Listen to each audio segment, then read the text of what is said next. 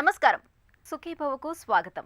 ఈ రోజు సుఖీభవలో vitamin D లోపిస్తే చిక్కులే, కోవిడ్ చికిత్సకు త్వరలో సరికొత్త మాత్రలు, టీకా తీసుకున్నాక నొప్పి మందులు మింగొచ్చా, మోకీలు మార్పిడి తర్వాత జాగ్రత్త, ఇంకా హెల్త్ టిప్. ఎండపొడ ఏమాత్రం తగలకుండా హాయిగా నీడపట్టున గడపడాన్ని మనలో చాలా మంది ఒక సౌకర్యంగా భావిస్తూ ఉంటారు. నిజానికి ఇది సౌకర్యం కాదు, మన శరీరానికి శాపం అంటారు డాక్టర్లు. ఎండ తగలకపోవటం వల్ల మన శరీరానికి విటమిన్ డి కొరత ఏర్పడుతుందని, ఫలితంగా నీరసం, నిస్సత్తువ, నిస్త్రాణ, ఒళ్ళు నొప్పుల వంటి సమస్యల తాకిడి పెరుగుతుందని చెబుతున్నారు నిపుణులు. ఇప్పటికే మహిళల్లో 100కి 90 మందిలో విటమిన్ డి లోపం ఉంటుందని అధ్యయనాలు సైతం చెబుతున్నాయి. ఈ నేపథ్యంలో విటమిన్ డి లోపం గురించి, దాన్ని అధిగమించే మార్గాల గురించి ఇప్పుడు తెలుసుకుందాం.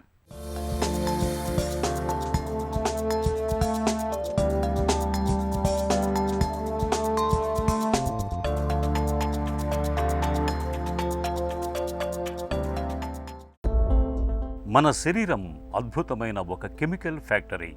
సజీవమైన ఈ దేహంలో ప్రతి నిత్యం కొన్ని వందల వేల రసాయనిక చర్యలు జరుగుతూ ఉంటాయి. ఈ జీవక్రియలన్నీ సాఫీగా సవ్యంగా సాగిపోవటానికి పోషకాల రూపంలో జీవన ఇంధనం కావాలి. కార్బోహైడ్రేట్లు, ప్రోటీన్లు, కొవ్వులు, విటమిన్లు, ఖనిజాలు, లవణాలు ఇవన్నీ మన శరీరానికి అత్యవసరమైన పోషకాలే. ఏ ఒక్కటి లోపించినా దాని తాలూకు ప్రభావం మన ఒంట్లో తీవ్రంగానే కనిపిస్తుంది. ఆధునిక జీవనశైలి, బద్ధకపు జీవనం, శ్రమ లోపించటం, నిస్సారమైన తిండి తీరు మూలంగా ఇవాళ మనలో చాలామందికి విటమిన్ల లోపాలనేవి ఒక పెద్ద సమస్యగా మారుతున్నాయి. డాక్టర్ దగ్గరికి వెళ్ళి కూర్చుంటే ఏదో ఒక విటమిన్ లోపం బయటపడుతోంది. ఇవాళ మన దగ్గర చాలామందిలో విటమిన్ డి కొరత బాగా ఎక్కువగా ఉంటోందని చెబుతారు డాక్టర్లు. సో ఈ కాలంలో మనం చూసేది ఏంటంటే అన్ని విటమిన్స్ డెఫిషియన్సీసే చూస్తూ ఉన్నాం. సో అందులో విటమిన్ డి డెఫిషియన్సీ అనేది మనం చాలా ఎక్కువగా చూస్తాం. ఈ విటమిన్ డి అనేది మన బాడీకి చాలా హెల్ప్ చేస్తుంది. ఈ బాడీ యొక్క ఇమ్యూన్ సిస్టమ్కి, బోన్స్ మరియు స్కెలిటల్ గ్రోత్కి అన్నిటికీ ఉపయోగపడుతుంది. చిన్నపిల్లల్లో బోన్ గ్రోత్కి విటమిన్ డి అనేది చాలా మేజర్ రోల్ ప్లే చేస్తుంది. ప్రతి ఒక్క సిస్టంతో ఈ విటమిన్ డి అనేది ఇంటర్లింక్ అయ్యి ఉంది. మారుతున్న కాలం ప్రకారం అర్బనైజేషన్కి అందరూ అలవాటు పడ్డాము. ఎవరూ పొద్దున్నే లేవకపోవడము, సూర్యరశ్మి తగలకపోవడము, సూర్యకిరణాలు మన బాడీకి చేరకపోవడము, పొద్దున్నుండి రాత్రి వరకు ఏసీ గదుల్లో ఉండడము. సో ఇవన్నీ చాలా కారణాలు ఉన్నాయి విటమిన్ డి అనేది లోపించడానికి. నార్మల్గా సూర్యకిరణాలు మన బాడీ మీద పడి ఆ బాడీలో ఉన్న ఫ్యాట్, స్కిన్ కింద ఉన్న ఫ్యాట్ అబ్జార్బ్ చేసుకుని అది విటమిన్ డిని ప్రొడ్యూస్ చేస్తుంది. అది మామూలుగా జరిగే ప్రక్రియ. మనకి విటమిన్ డి అనేది న్యాచురల్ సన్లైట్ ద్వారా అధికంగా లభిస్తుంది. సో ఇప్పుడు ఏసీ గదుల్లో ఉంటే విటమిన్ డి తగ్గుతుందా అని అడిగితే, పొద్దున్నుండి రాత్రి వరకు మనం ఆఫీస్ అని చెప్పి పనులను చేసుకుంటూ ఉంటే సన్లైట్ ఎక్స్పోజర్ అనేది చాలా తక్కువగా ఉంది. సో మనకు సూర్యకిరణాలు రాకపోవడం వల్ల మన body sufficient amount of vitamin D అనేది ప్రొడ్యూస్ చేసుకోలేకపోతుంది. అందువల్ల అందరూ మనం విటమిన్ డి డెఫిషియన్సీ బారిన పడుతున్నాము. ఏజ్తో సంబంధం లేకుండా ప్రతి ఒక్కళ్ళు, చిన్న వయసు నుండి పెద్ద వయసు వాళ్ళ వరకు ప్రతి ఒక్కళ్ళు బాధపడే సమస్య ఇదే. విటమిన్ డి, దీన్నే సన్షైన్ విటమిన్ అని అంటారు. సహజంగా సూర్యకాంతి ద్వారా ఈ విటమిన్ మనకు లభిస్తుంది. సూర్యకాంతిలో ఉండే అల్ట్రా వైలెట్ బి కిరణాలు చర్మంపై పడినప్పుడు చర్మం కింద ఉండే పలు పదార్థాలు విటమిన్ డిని తయారు చేసుకుంటాయి. అలా సూర్యరశ్మి ద్వారా తయారైన విటమిన్ డి మన శరీరంలోని రక్తంలో ఉండే కాల్షియంకు తోడై ఎముకలకు బలాన్ని చేకూరుస్తుంది. దీంతో పాటు పలు అనారోగ్య సమస్యలు రాకుండా ఉండాలన్నా నిత్యం మనకు తగిన మోతాదులో విటమిన్ డి అవసరం. సూర్యరశ్మి సమృద్ధిగా ఉండే మన దేశంలో విటమిన్ డి లోపమనేది ఉండదని ఒకప్పుడు భావించేవారు. కానీ అది వట్టి అపోహేనని తాజా అధ్యయనాలన్నీ రుజువు చేస్తున్నాయి. శారీరక శ్రమ లేకపోవటం, ఊబకాయం, ధూమపానం వీటన్నింటి మూలంగా నానాటికి మన శరీరంలో విటమిన్ డి కొరత పెరిగిపోతోంది. మరోవైపు ఎండముఖం చూడకుండా, ఎక్కడా ఒంటికి సూర్యరశ్మి సోకకుండా నెలలు, సంవత్సరాలు నీడపట్టునే గడపటం మూలంగా ఇవాళ చాలామందిలో విటమిన్ డి లోపం కనపడుతోంది. సో మనం విటమిన్ డి డెఫిషియన్సీ మనకి ఉంది అని ఎలా నిర్ధారించుకోవాలి అంటే, నీరసం, నిస్సత్తువ, కండరాల నొప్పులు, మోకాళ్ళ నొప్పులు, ఏం పని చేయాలనిపించకపోవడం, ఈజీ ఫెటిగబిలిటీ అంటే కొంచెం పని చేసినా అలసిపోవడము, నీరసంగా ఉండడము, మూడ్ డిస్టర్బెన్సెస్ రావడము, చేతులు పట్టివ్వకపోవడము, మోకాళ్ళ నొప్పులు రావడము, ఇవన్నీ మనం గమనిస్తూ ఉంటాం. సో ఇలాంటి సిమ్టమ్స్ ఏమన్నా ఉంటే మనకి వైటమిన్ డి డెఫిషియన్సీ ఉంది అని నిర్ధారించవచ్చు. సో వైటమిన్ డి లోపాన్ని మనం గుర్తించడానికి సీరం విటమిన్ డి లెవెల్స్ అనేవి మనం టెస్ట్ చేసుకోవాలి. సో ఈ సీరం విటమిన్ డి లెవెల్స్ నార్మల్గా 30 to 100 ఉంటాయి. సో లెస్ దాన్ 30 ఉంటే మనకి విటమిన్ డి తగ్గింది అని నిర్ధారించవచ్చు. చాలామంది మనకి ఓపీకి వచ్చే పేషెంట్స్లో చాలా నీరసంగా, బలం లేకుండా, కొంచెం కూడా పని చేయలేకుండా, కండరాల నొప్పులతో వస్తారు. 5, 6 విటమిన్ డి లెవెల్స్తో వస్తారు. సో అలాంటి వాళ్ళకి ప్రత్యేక ట్రీట్మెంట్ చేయాల్సి వస్తుంది. విటమిన్ డి లోపిస్తే పిల్లల్లో రికెట్స్, పెద్దల్లో కీళ్ల వ్యాధులు వస్తాయి. ఇన్సులిన్పై ప్రభావం పడుతుంది. దీంతో రక్తంలో ఉన్న గ్లూకోజ్ త్వరగా ఖర్చు కాదు. ఫలితంగా మధుమేహం ముప్పు పెరుగుతుంది. డి విటమిన్ కొరత కారణంగా ఒళ్ళు నొప్పులు, నీరసంగా, నిస్సత్తువుగా ఉండటం వంటి లక్షణాలు కనిపిస్తూ ఉంటాయి. ఈ అనారోగ్య సమస్యలు రాకుండా ఉండాలంటే విటమిన్ డి మనకు అందటం చాలా ముఖ్యం. ఇటీవలి కాలంలో మన శరీరంలో ఎలాంటి విటమిన్ల లోపం కనిపించినా వెంటనే విటమిన్ సప్లిమెంట్లు తీసుకుంటూ ఉంటాం. ఇది మంచిదే. అయితే విటమిన్ సప్లిమెంట్లను బయట నుంచి తీసుకుంటే వచ్చే లాభాల కంటే సహజ సిద్ధ మార్గాల ద్వారా శరీరానికి అందిస్తే వచ్చే లాభాలు ఎక్కువగా ఉంటాయని డాక్టర్లు చెబుతున్నారు. విటమిన్ డి అనేది న్యాచురల్గా దొరికే విటమిన్, అంటే సన్లైట్ నుండి దొరుకుతుంది. సో మనకి 90% ఆఫ్ ద విటమిన్ డి అనేది సన్లైట్ ద్వారానే వస్తుంది. ఓన్లీ 10% మాత్రమే డైటరీ ఇంటేక్, అంటే పాలు, చీజ్, మష్రూమ్స్ ఇలాంటి ఫుడ్స్లో, ఫిష్ ఇలాంటి ఫుడ్స్లో ఎక్కువగా విటమిన్ డి కనిపిస్తూ ఉంటుంది. మన బాడీకి అందుతుంది. కానీ మెజారిటీ ఆఫ్ ద విటమిన్ మనకు వచ్చేది మాత్రం సన్లైట్ నుండే వస్తుంది. డి విటమిన్ తక్కువగా ఉండడం వల్ల చాలా రకాల ప్రాబ్లమ్స్ వచ్చాయని మనం అనుకున్నాం కదా. సో దానికి తగ్గట్టుగా ట్రీట్మెంట్ చేసుకోవాలి. ఈ విటమిన్ డి ట్రీట్మెంట్ అనేది 8 వారాల కోర్స్ ఉంటుంది. వారానికి ఒక ట్యాబ్లెట్ చొప్పున 60,000 units vitamin D capsules, D3 capsules use చేసుకోవాలి. సో ఎవ్రీ వీక్ 1 ట్యాబ్లెట్ తీసుకోవాలి. అలా 8 వీక్స్ పాటు తీసుకోవాల్సి వస్తుంది. అలాగే మెయింటెనెన్స్ డోస్లో కాల్షియం, విటమిన్ డి తక్కువ మోతాదుల్లో ప్రతిరోజు తీసుకోవాల్సి వస్తుంది. 2 వారాల తర్వాత వాళ్ళు విటమిన్ డి లెవెల్స్ మళ్ళీ తిరిగి పరీక్షించుకోవాల్సి వస్తుంది. విటమిన్ డి ప్రధానంగా సూర్యరశ్మిలో లభిస్తుంది. రోజు ఉదయం, సాయంత్రం కాసేపు ఎండకు నిలబడితే చాలు, మన శరీరానికి విటమిన్ డి కొరత అనేది ఉండదు. అలాగే చేపలు, పాలు, గుడ్లు, కాలేయం, కార్డ్ల లివర్ ఆయిల్, పుట్టగొడుగులు లాంటి ఆహారాల్లో డి విటమిన్ లభిస్తుంది. వీటిని తరచుగా తీసుకోవాలి. ఇక నిత్యం కాసేపైనా వ్యాయామం చేయటాన్ని అలవాటుగా మార్చుకోవాలి. ఈ జాగ్రత్తలు విటమిన్ డి లోపాన్ని చాలా వరకు నివారిస్తాయి. మిగతా విటమిన్లలాగే మన శరీరానికి విటమిన్ డి కూడా చాలా అవసరం. చాలినంత విటమిన్ డి అందటానికి ఆహారపరమైన జాగ్రత్తలు తీసుకోవడంతో పాటు రోజు ఉదయం పూట కాసేపైనా ఎండకు నిలబడాలి. అవసరమైతే డాక్టర్ సలహా మేరకు విటమిన్ డి సప్లిమెంట్లను వాడుకోవాలి. హెల్త్ న్యూస్ మీకోసం. కోవిడ్ చికిత్సకు త్వరలో సరికొత్త మాత్రలు అందుబాటులోకి వచ్చే అవకాశం ఉందని చెబుతున్నారు పరిశోధకులు. రిచ్ బ్యాంక్, బయోథెరప్యూటిక్, మోర్క్స్ అండ్ కో సంస్థలు సంయుక్తంగా అభివృద్ధి చేసిన మోల్నూపిరావిర్ ఔషధంపై ఇప్పటివరకు చేసిన ప్రయోగాలు సానుకూల ఫలితాలనిచ్చాయి. ప్రస్తుతానికి ఈ ప్రయోగాలు మధ్య దశలో ఉన్నాయి. 5 రోజుల పాటు ఈ ఔషధాలతో చికిత్స చేస్తే వైరల్ లోడు గణనీయంగా తగ్గిపోయిందని చెబుతున్నారు పరిశోధకులు. ఇప్పటి వరకు ఆసుపత్రిలో చేరిన రోగులకు రెమిడెసివిర్తో చికిత్స నిర్వహిస్తున్నారు. దీనికి కూడా 100% ఫలితాలు రావటం లేదు. ఫావిపివిర్ పిల్స్ ఇస్తున్నప్పటికీ ఇది కోవిడ్ కోసం అభివృద్ధి చేసిన ఔషధం కాదు. ఈ సమయంలో కరోనా చికిత్సకు మాత్రమే మాత్రలు అందుబాటులోకి వస్తే అది భారీ ఉపశమనంగా ఉంటుంది. గతంలో ఫ్లూపై టామీ-ఫ్లూ ఎలా పనిచేసిందో ఇప్పుడు మోల్నూపిరావిర్ కూడా కరోనాపై అలానే పనిచేస్తుందని పరిశోధకులు ఆశాభావం వ్యక్తం చేస్తున్నారు. సాధారణ ఔషధాల మాదిరిగా మోల్నూపిరావిర్ ఔషధం SARS-CoV-2 స్పైక్ ప్రోటీన్పై పనిచేయదు. ఇది నేరుగా వైరస్ ఉత్పత్తిని తగ్గించేలా ఒక ప్రత్యేకమైన ప్రోటీన్పై ప్రభావం చూపుతుందని పరిశోధకులు వివరిస్తున్నారు. ఫేజ్ 2 ప్రయోగాల్లో భాగంగా మొత్తం 182 మందిపై మోల్నూపిరావిర్ ఔషధాన్ని ప్రయోగించారు. 2 పూటల ఔషధాన్ని తీసుకున్న వారిలో 5 రోజుల తర్వాత వైరస్ జాడ కనిపించలేదు. అదే ప్లేసిబో మాత్రను తీసుకున్న వారిలో 24% మందిలో మాత్రమే ఇటువంటి ఫలితం వచ్చింది. ఈ ఔషధం మన శరీరంలో కరోనా వైరస్ పునరుత్పత్తిని సమర్థంగా అడ్డుకుంటుందని శాస్త్రవేత్తలు పేర్కొంటున్నారు. కరోనా టీకా వేసుకునే ముందు ఆ తర్వాత నొప్పి మందులు వాడొచ్చా వాడకూడదా అనే విషయంలో మనలో చాలా మందిలో చాలా సందేహాలే కనిపిస్తున్నాయి. టీకా వేసుకున్న తర్వాత జ్వరం వస్తుందని, ఒళ్లంతా నొప్పులుగా ఉంటుందని, ఈ నొప్పుల బాధల్ని తట్టుకునేందుకు ముందుగానే పెయిన్ కిల్లర్స్ను తీసుకోవటం మేలనే భావనలో ఉన్నారు చాలామంది. నిజానికి ఇది ఏమంత మంచి ధోరణి కాదంటారు డాక్టర్లు.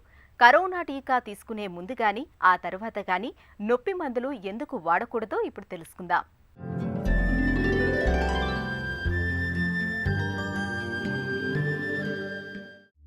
కరోనా టీకా తీసుకున్న తరువాత కొద్దిగా ఒళ్ళు వెచ్చబడటం, ఒళ్లంతా నొప్పులు పెట్టడం చాలా సహజమైన విషయం. కరోనా టీకా కూడా నిజం వైరస్ మాదిరిగానే రోగ నిరోధక వ్యవస్థను ప్రేరేపిస్తుంది. దీంతో తాత్కాలికంగా జ్వరం, కండరాల నొప్పులు, టీకా తీసుకున్న చోట నొప్పి వంటివి తలెత్తొచ్చు. ఈ లక్షణాలన్నీ టీకా ప్రభావం చూపుతోందనడానికి సంకేతాలే. అయితే కొందరు టీకా వేయించుకోవడానికి ముందే నొప్పులు, జ్వరానికి భయపడి ఐబుప్రోఫెన్ వంటి NSAID రకం మందులు వేసుకుంటున్నారు. ఇది మంచిది కాదు. దీంతో రోగ నిరోధక ప్రతిస్పందన తగ్గే అవకాశముందని, యాంటీబాడీలు అంతగా ఉత్పత్తి కావటం లేదని అధ్యయనాలు చెబుతున్నాయి. నిజానికి టీకా తీసుకున్నాక జ్వరం, నొప్పుల వంటివి తలెత్తినా ప్రత్యేకించి నొప్పి మందులు అవసరం లేదు. మరీ ఎక్కువైతే వాడుకోవచ్చు, కానీ అంత అవసరమేమీ రాదు. చాలా వరకు పారాసిటమాల్ మాత్రలే సరిపోతాయి. అవసరమైతే వీటిని 650 మిల్లీగ్రాముల మోతాదులో ప్రతి 6 గంటలకొకటి వేసుకోవచ్చు. నొప్పి మందులు వాడుకోవాలని ప్రముఖ ఆరోగ్య సంస్థలేవి సిఫారసు చేయలేదు. పారాసిటమాల్తో ఫలితం కనిపించకపోతే నొప్పి మందులు వాడుకోవచ్చు. కాబట్టి అత్యవసరమైతేనే అది డాక్టర్ సలహా మేరకే తీసుకోవాలి. ఇప్పటికే ఇతరత్రా జబ్బుల కారణంగా నొప్పి మందులు వాడుకునేవారైతే ఆపాల్సిన అవసరం లేదు. ఇలాంటి వారు డాక్టర్ అభిప్రాయం తీసుకోకుండా ఆపేయడం తగదు. టీకా వేయించుకున్నాక నొప్పి, జ్వరం తగ్గడానికి మందుల కన్నా ముందుగా కొన్ని చిట్కాలు పాటించడం మేలు. టీకా వేయించుకున్న చోట నొప్పి ఉంటే తరచూ చల్లటి తడిబట్టతో అద్దుకోవచ్చు. జ్వరంగా అనిపిస్తే ద్రవాలు ఎక్కువగా తీసుకోవాలి. పల్చటి దుస్తులు ధరించాలి. కరోనా టీకా తీసుకున్న తర్వాత నొప్పులు ఉంటాయన్న భయంతో ముందుగానో లేదంటే టీకా తీసుకున్న తర్వాతనో పెయిన్ కిల్లర్స్ను వాడటం ఏమంత మంచిది కాదు. ఆరోగ్యవంతులకు ఎలాంటి నొప్పి మందులు అవసరం లేదు. అయితే ఇప్పటికే దీర్ఘకాలిక జబ్బులతో బాధపడుతున్న వారు మాత్రం పెయిన్ కిల్లర్ల విషయంలో డాక్టర్ సలహాలు తీసుకోవటం మేలు. వయసుతో పాటు మోకీళ్లు అరిగిపోవటం, ఆపై పోటెత్తే మోకాళ్ల నొప్పులతో బాధపడటం మనలో చాలా మందికి అనుభవమే. అయితే మోకీళ్లు మార్పిడి సర్జరీ అందుబాటులోకి వచ్చాక మోకాళ్ల నొప్పులను ఇప్పుడు చాలా తేలికగానే వదిలించుకోవచ్చు. అయితే మోకీళ్లు మార్పిడి సర్జరీ పూర్తవగానే అంతా అయిపోదు. సర్జరీ తర్వాత పూర్తి స్థాయిలో కోలుకునేందుకు ఫిజియోథెరపీ మొదలుకొని వ్యాయామాల దాకా చాలా జాగ్రత్తలే తీసుకోవాల్సి ఉంటుంది. మోకీలు మార్పిడి సర్జరీ తర్వాత తీసుకోవాల్సిన జాగ్రత్తల గురించి ఇప్పుడు తెలుసుకుందాం.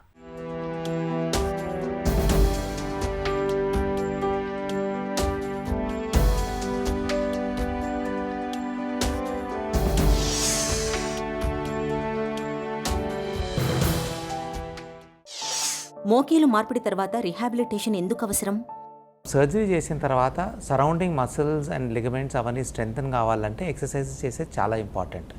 మనకి ఏదైనా కానీ ఏ జాయింట్ సరిగ్గా ఫంక్షన్ కావాలంటే దాని చుట్టుపక్కల ఉండే మసిల్స్ స్ట్రాంగ్ ఉండేది చాలా ఇంపార్టెంట్. అందుకే సర్జరీ చేసిన తర్వాత physiotherapy is very important for knee replacement. అది మనము కంటిన్యూస్గా ఫిజియోథెరపీస్తో చేసుకోవాలని అవసరమే లేదు. ఫిజియోథెరపీ దగ్గర మనం ఇనీషియల్ 10 days 15 days ఫిజియోథెరపీ చేయించుకొని అన్నీ మనకు అలవాటు అయిపోయిన తర్వాత ఎక్సర్సైజెస్ మనం సొంతంగా చేయాలి. సో చాలామంది పేషెంట్స్ అడుగుతారు, సార్ నీ రీప్లేస్మెంట్ తర్వాత 3 months వరకైనా ఫిజియోథెరపీస్తో చేయించుకోవాలని. అది అవసరమే లేదండి. మనకి ఇండియాలోనే మనం ఇంటికి ఫిజియోథెరపీస్ పంపిస్తాం, కానీ చాలామంది పేషెంట్స్కి అబ్రాడ్లో ఉన్న వాళ్ళందరికీ వాళ్ళకి ఇంటికి ఫిజియోథెరపీస్ పోయి ఎవరు నేర్పిరు. పేషెంట్సే సొంతంగా వీక్లీ వన్స్ ఫిజియోథెరపీ క్లినిక్కి పోయి కొన్ని ఎక్సర్సైజ్ నేర్చుకొని ఇంట్లో సొంతంగా చేస్తారు. So what I recommend is knee replacement తర్వాత హోమ్ బేస్డ్ ఫిజియోథెరపీ ప్రోగ్రామ్ చాలా ఇంపార్టెంట్. ఎక్సర్సైజ్ నేర్చుకొని మనం సొంతంగా చేయాలి. మోకీలు మార్పిడి తర్వాత ఫిజియోథెరపీ ఎలా ఉండాలి? స్టాండర్డ్గా మనం మోకీళ్ళ ఆపరేషన్ చేసిన తర్వాత ఫిజియోథెరపీ డిఫరెంట్ స్టెప్స్లో ఉంటుంది. ఇనిషియలీ ప్యాసివ్ మూమెంట్స్ చేస్తాము, దాని తర్వాత యాక్టివ్ అసిస్టెడ్ మూమెంట్స్ చేస్తాం, దాని తర్వాత లేట్లో కొంచెం వెయిట్స్ అని యాడ్ చేసుకొని చేసుకోవచ్చు. ఇవి స్టేజెస్ అయ్యే కొద్దీ చేంజెస్ ఇన్ ఎక్సర్సైజెస్ ఉంటాయి. ఇనిషియలీ మనం ఒక 15-20 days మనం ఎవరైనా ఫిజియోథెరపీస్ పిలిపించుకొని ఇంట్లో చేసుకోగలిగితే మనకి ఈజియర్ ఉంటుంది. బట్ దాని తర్వాత మనం ఫిజియోథెరపీ అవసరం ఉండదు, కానీ మనం రెగ్యులర్ ఫాలోఅప్లో once in 15 days 20 days physiotherapy opinion తీసుకొని ఏమేమి ఎక్సర్సైజ్ చేసుకోవాలా మనం ఇంట్లో సొంతంగా చేయాలా. సో మనం ఇంట్లో సొంతంగా చేస్తేనే మనకు రికవరీగా తొందరగా అయ్యేది. ఆపరేషన్ కోతల విషయంలో ఎలాంటి జాగ్రత్తలు తీసుకోవాలి? నార్మల్గా ఆపరేషన్ చేసినప్పుడు మనం కోత చేసేది 15-20 years బ్యాక్ చాలా పెద్దగా ఉండేది. నౌ లాస్ట్ 4-5 yearsలో మనం చేసే fast track minimal invasive surgery అంటే చిన్న ఇన్సిషన్తో చేసే సర్జరీతో కోతగానే తక్కువ ఉంటుంది, దాని లోపల మసిల్స్ ఆల్సో డ్యామేజ్ చేసి తక్కువ ఉంటుంది. మనం బయట ఇన్సిషన్ తక్కువ కనపడ్డా కానీ లోపల టిష్యూస్ డ్యామేజ్ అయితే కండరాలు డ్యామేజ్ అయితే మన రికవరీ స్లో ఉంటుంది.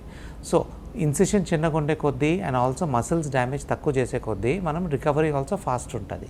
ఇనిషియల్ 2 weeks వరకు మనం చేసిన ఇన్సిషన్ దగ్గర వాటర్ పడుకోకుండా దానికి మనం డ్రెస్సింగ్ పెట్టుకుంటే అది మోస్ట్ ఆఫ్ అస్ కేర్ఫుల్ ఉంటుంది. ఐస్ ప్యాక్ సరౌండింగ్ ద నీ పెట్టుకుంటే ఐస్ ఫ్రిడ్జ్ నుంచి తీసుకొని ఆర్ ఐస్ ప్యాక్స్ దొరుకుతాయి. డైలీ 5-7 times మనం నీ చుట్టూ పెట్టుకుంటే వాపు తగ్గుతుంది, స్వెల్లింగ్ తగ్గుతుంది, ఇన్ఫ్లమేషన్ తగ్గుతుంది. వన్స్ వూండ్ హీల్ అయిపోయిన తర్వాత 2 weeks తర్వాత పూర్తిగా కుట్లన్నీ తీసిన తర్వాత then we can have a bath and regular therapies అన్నీ చేసుకోవచ్చు. ఓన్లీ ఆఫ్టర్ 3 to 4 weeks కొంచెం ఆ ఇన్సిషన్ దగ్గర మనకు ఏమైనా ఇచ్చింగ్ అట్లా ఏమైనా ఉంటే we can apply some cold cream, coconut oil, light massage చేసుకుంటే ఆ స్కార్ హీలింగ్ బెటర్ ఉంటుంది. స్కార్ ఆల్సో ఇంకా సన్నగా థిన్గా క్లీన్గా ఫామ్ అవుతుంది. నొప్పి నుంచి ఉపశమనం పొందడానికి ఏం చేయాలి? సర్జరీ తర్వాత పెయిన్ కిల్లర్ ఇచ్చేది was the concept 20 years back. But last 5-7 yearsలో చాలా అడ్వాన్సెస్ వచ్చినాయి in terms of pain management therapy. Pain management చేసేది స్టార్ట్స్ బిఫోర్ సర్జరీ. సో చాలామంది మనం పేషెంట్స్కి సర్జరీ ముందే పెయిన్ కిల్లర్స్ ఇస్తాము. Previous day night 2 different type of pain killers పోతాయి, surgery ముందు పెయిన్ కిల్లర్స్ పోతాయి. దీని కాన్సెప్ట్ ఏమంటే మనం పెయిన్ వచ్చే ముందే పెయిన్ కిల్లర్స్ ఇస్తే ఆ వచ్చే పెయిన్ ఆల్సో తక్కువ ఉంటుంది, level of pain. Supposing surgery తర్వాత పెయిన్ ఒక లెవెల్లో ఉంటే సపోజింగ్ మనం ముందే పెయిన్ కిల్లర్స్ ఇస్తే దాని ఎఫెక్ట్ 30% తక్కువ పెయిన్ ఉంటుంది. So that is one thing.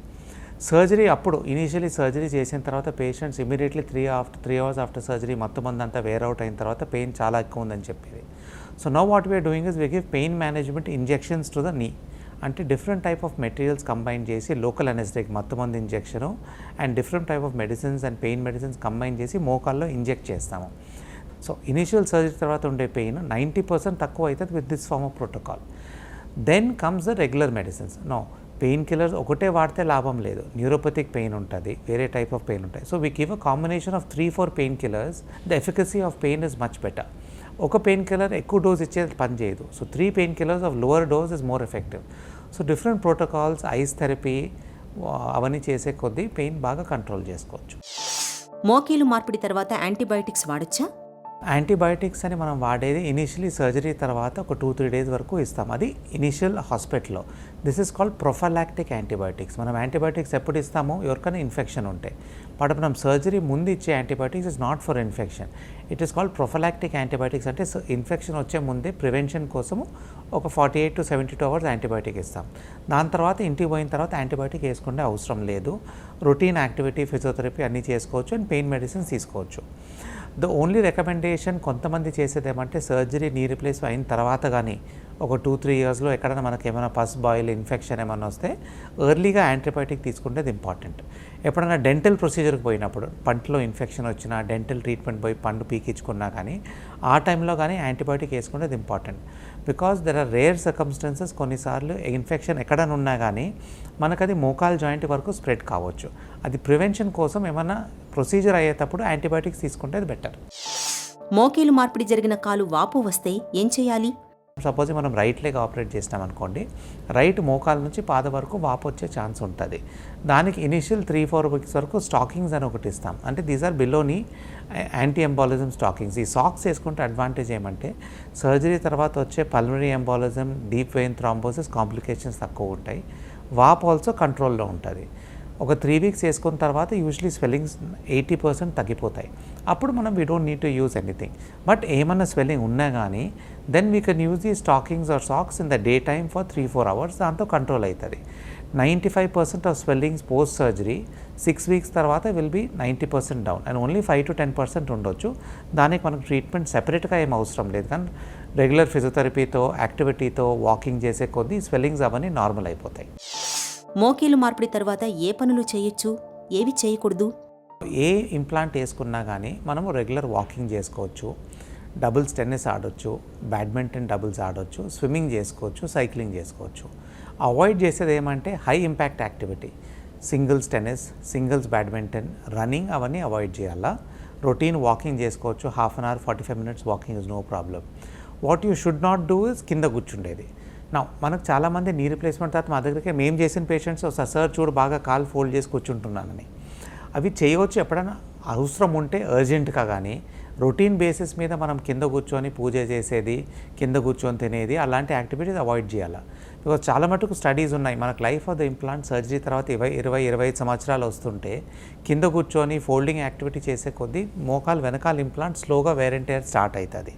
దాంతో మనకు లాంగ్ టైం వచ్చే ఒక 20-25 ఇయర్స్ వచ్చే ఇంప్లాంట్ 10 ఇయర్స్లోనే ఫెయిల్ కావచ్చు.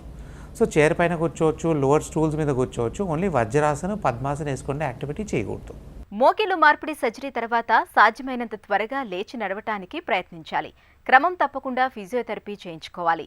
కోతలు, గాయాలు త్వరగా మానేందుకు యాంటీబయోటిక్స్, నొప్పిని తట్టుకునేందుకు డాక్టర్ సలహా మేరకు నొప్పి మందుల్ని మోతాదు మేరకు వాడుకోవాల్సి ఉంటుంది. ఒక చిన్న చిట్కా మీకోసం. మలబద్ధకం, పైల్స్తో బాధపడుతున్నప్పుడు బొప్పాయి, మగ్గిన జామ పండ్లను నిత్యం తినడాన్ని అలవాటు చేసుకోండి. మలబద్ధకం తగ్గుతుంది, పైల్స్ బాధల నుంచి ఉపశమనం లభిస్తుంది. సుఖీభవ కార్యక్రమానికి సంబంధించిన మీ విలువైన సూచనలు, సలహాలను వెంటనే మాకు రాసి పంపించండి.